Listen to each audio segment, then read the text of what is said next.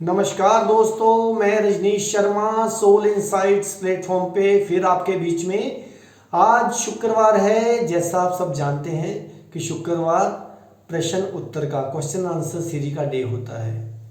बहुत से क्वेश्चंस पूछे गए हैं। सबसे पहले तो पूछा गया है जो इस महीने में सावन मास शुरू होने वाला है, उसके ऊपर पूछा गया है कि सावन महीने की महानता क्या है और सावन महीने में व्रत रखने का महानता क्या है। तो चलिए हम सबसे पहले शुरुआत करते हैं सावन महीने से, जो कि अभी 10 दिन के अंदर अंदर शुरू हो जाएगा। 8-10 दिन के अंदर शुरू हो जाएगा। सावन महीने को शिव का महीना माना जाता है। जैसा कि आप सब जानते ही हैं कि शिव का महीना सावन का महीना माना जाता है। सावन का महीने को हम चौमासा भी कहते हैं, जैसे कि अप्रैल से लेकर जुलाई तक का 4 मास शुरू हो जाते हैं।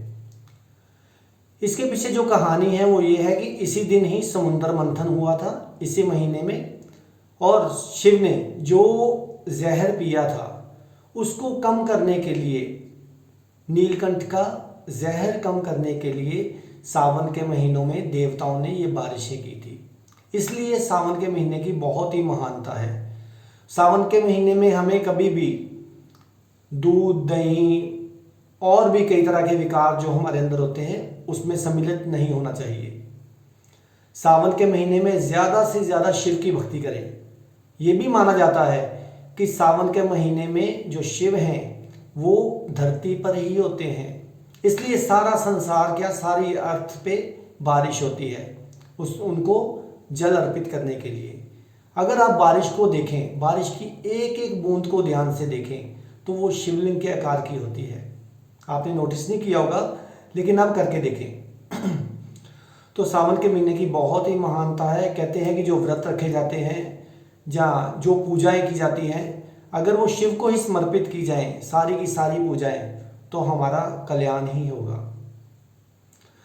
अब एक और सवाल पूछा है किसी ने कि हमें ये बताइए कि जो हम ओवर थिंकिंग करते हैं, हमारे अंदर विचार ही विचार चलते रहते हैं, क्या उसका कनेक्शन जन्म कुंडली से होता है या ग्रहों से होता है? बिल्कुल होता है, ग्रहों से। मान लीजिए आपका कोई ग्रह उसमें वीक है, मान लीजिए आपका चंद्रमा ही वीक है या चंद्रमा आपको खराब कर रहा है। चंद्रमा ही मन का कारक है और चंद्रमा ही सोचों का कारक है। अगर आप किसी बूढ़ी स्त्री से या अपनी माँ से या दादी से या किसी से बिगाड़ चुके हैं तो आप ओवर थिंकिंग करनी शुरू कर देंगे।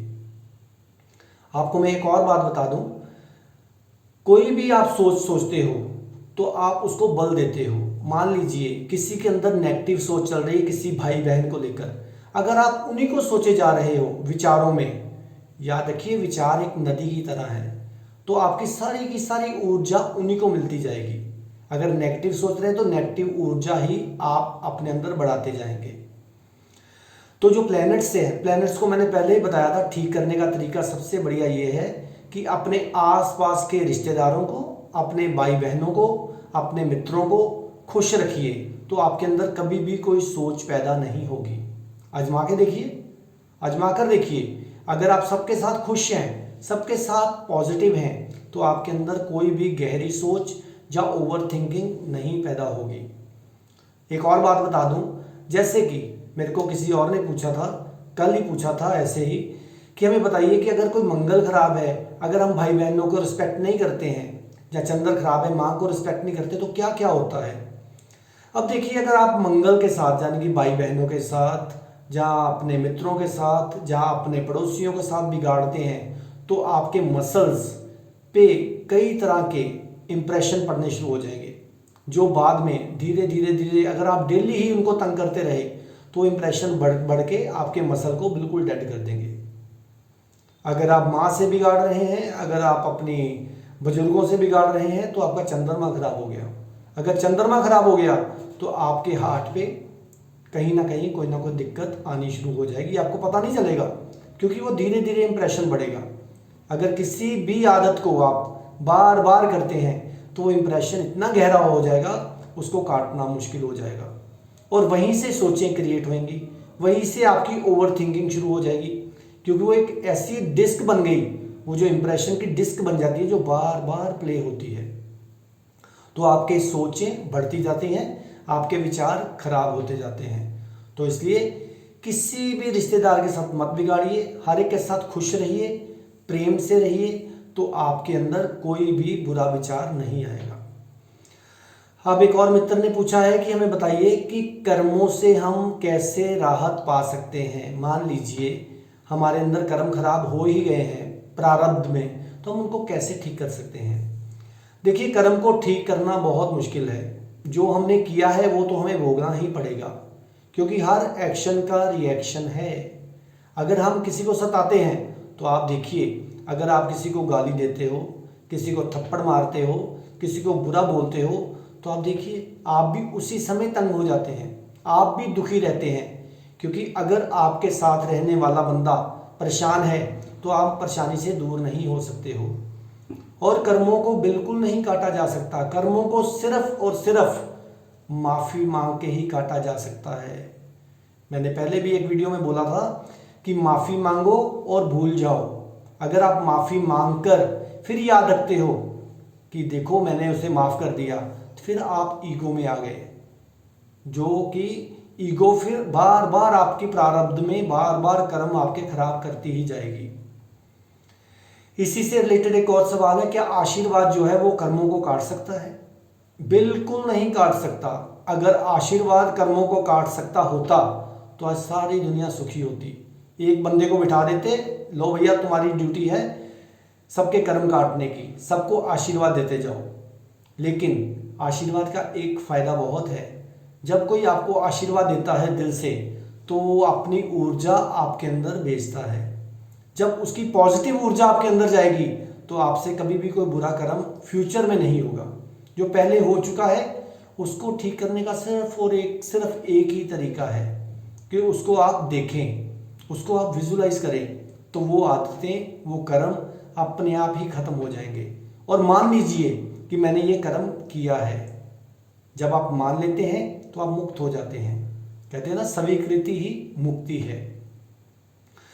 तो एक और मित्र ने पूछा है कि चक्रों के ऊपर बताइए, जो हमारे अंदर 7 चक्रास हैं उनका क्या महत्व है और उनको हम कैसे बैलेंस कर सकते हैं। देखिए, अगर एक एक चक्कर का मैं बताना शुरू करूं तो मेरे को कम से कम एक एपिसोड करना पड़ेगा, आधे घंटे का, एक चक्कर के ऊपर। 7 चक्रास हैं। अब 7 चक्रास क्यों हैं?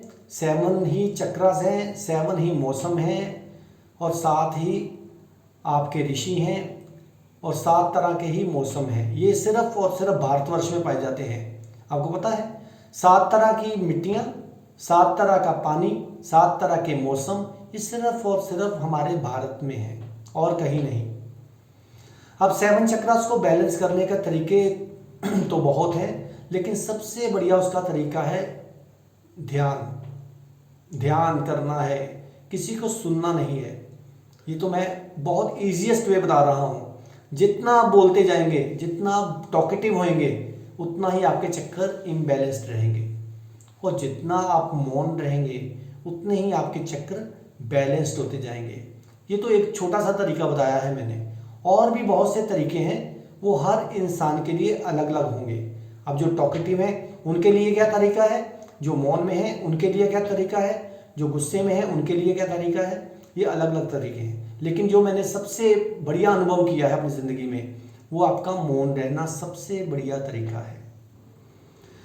अब एक और मित्र ने पूछा है कि हमें कोई एक ऐसी कुंजी दीजिए, एक ऐसी चाबी दीजिए जिससे कि हम परमात्मा को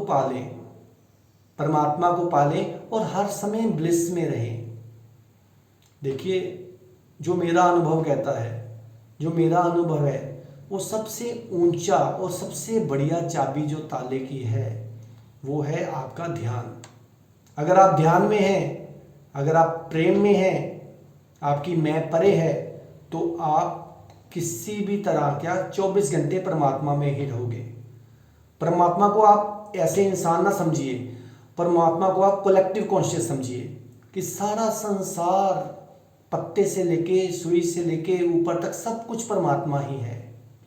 अगर आप उनको फील करते हो, आप उनके साथ प्रेम से रहते हो, और अगर आप ध्यान में रहते हो, तो परमात्मा कहीं है ही नहीं, कहीं मंदिर में नहीं, मस्जिद में, गुरुद्वारे में तो है, लेकिन हर जगह ही है। कण कण परमात्मा है। तो इसके लिए मैं आपको एक ही जो मास्टर की बताता हूँ, सिर्फ और सिर्फ ध्यान में रहिए।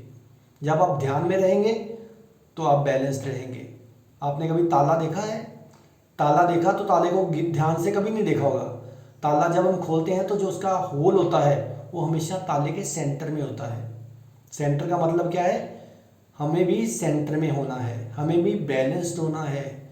जहाँ बैलेंसिंग है वही परमात्मा है। तो इसलिए हर एक को रिस्पेक्ट दीजिए। सोचिए कि मेरे सामने वो इंसान नहीं बैठा है, वो परमात्मा ही बैठा है।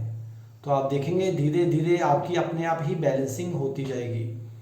और ध्यान में रहिए, हर काम को ध्यानपूर्वक कीजिए। जरूरी नहीं है कि ऐसे चौकड़ी मारकर बैठना है ना, या सुबह उठ के बैठना है, वो बिल्कुल नहीं है। और एक उन्होंने पूछा है कोई और भी विधि बताइए, 2-3 विधियां बताइए। और सबसे ज़रूरी काम है, कोई भी बात हो रही हो सत्संग में, जहाँ सच का संग हो, तो वहाँ आप चुप रहिए, अपने अंदर कोई विचार ना चलाइए, ताकि आपके अंदर किसी भी संत महात्मा की बात उतर सके। सत्संग का यही महत्व है। सत्संग का मतलब ये है अपने अंदर की बोलती को बिल्कुल बंद कर देना, अपने आप को शांत रखना। जैसे ही आप शांत रहेंगे तो जितनी भी अच्छी अच्छी बातें हैं वो आपके अंदर उतर जाएंगी। हमें गुरु ग्रंथ साहब को पढ़ना है, हमें कुरान शरीफ पढ़नी है, हमें गीता पढ़नी है, हमें धम्मपद पढ़ने हैं, लेकिन हमें क्या होना है? हमें कुरान शरीफ होना है, हमें गीता होना है, हमें गुरु ग्रंथ साहब होना है। कहने का मतलब कि जो भी उनके अंदर अच्छे अच्छे वचन हैं, हमें वो होना है। कहते ना, एक भी वचन, एक भी अगर श्री गुरु ग्रंथ साहब का वचन सुन लिया जाए, एक भी बानी की तुक सुन ली जाए, तो ज़िंदगी बदल सकती है। मैं खुद डेली मुखवाक लेता हूँ गोल्डन टेम्पल का, और उस मुखवाक में सारे दिन का क्या, एक मुखवाक को अगर अच्छी तरह पढ़ लिया जाए, अच्छी तरह अपने अंदर विचार चलाए बिना सुन लिया जाए, तो आपकी ज़िंदगी बदल जाएगी। तो मेन मुद्दा क्या है? अपने विचारों को ख़त्म करना है, अपने आप को बैलेंस्ड करना है, और सत्य का संग करना है। सत्संग जिसको बोलते हैं। सत्य का मतलब सच भी होता है, सत्य का मतलब आपकी मौजूदगी भी होती है, कि आपकी प्रेजेंस। अगर आप वहाँ सुन रहे हो, वहीं मौजूद हो, कोई अंदर विचार नहीं है, तो आप परमात्मा के अंदर ही विराजमान हो। तो इसलिए और भी बहुत से सवाल हैं, उसके बारे में फिर दोबारा चर्चा करूँगा। तब तक आप मेरे चैनल को सब्सक्राइब कीजिए, SoulInsights_RV रजनीश।